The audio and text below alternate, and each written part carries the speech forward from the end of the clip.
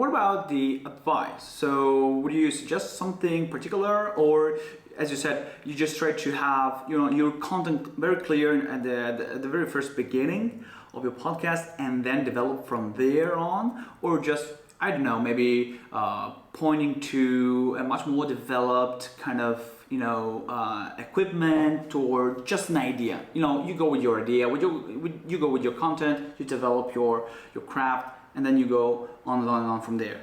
So that would be your main advice. So go with your content, create something very powerful, so you can expand from there on. Well, there's more to it, I think. I think advice for people new at it or thinking about it is to be kind of realistic about what might shine, what might be, king level content. The era of two white guys sitting around being funny in front of a microphone and succeeding at making a podcast, I think, is behind us, right? It has to be something more than that. It has to be something more crafted than that. It has to be more clever than that. And in general, people don't tend to be as funny as they think they are when the microphones come up, right?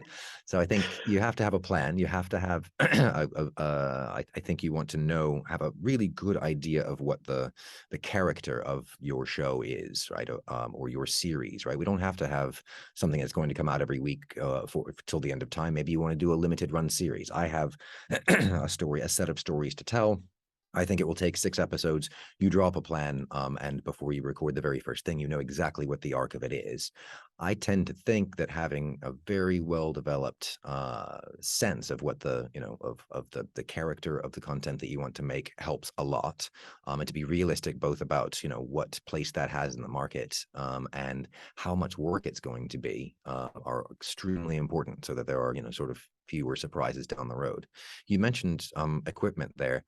See, that stuff has just gotten so cheap. I mean, the mics in, most mobile phones these days are good enough to get started. I would caution anyone against feeling that they need to buy the best stuff on the market before they can compete. The competition is not for the best microphone warmth and closeness, right? That's not where the competition's really going on.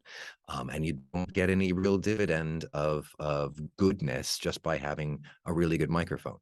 Get a good show, get some advertising money, and then blow some money on microphones.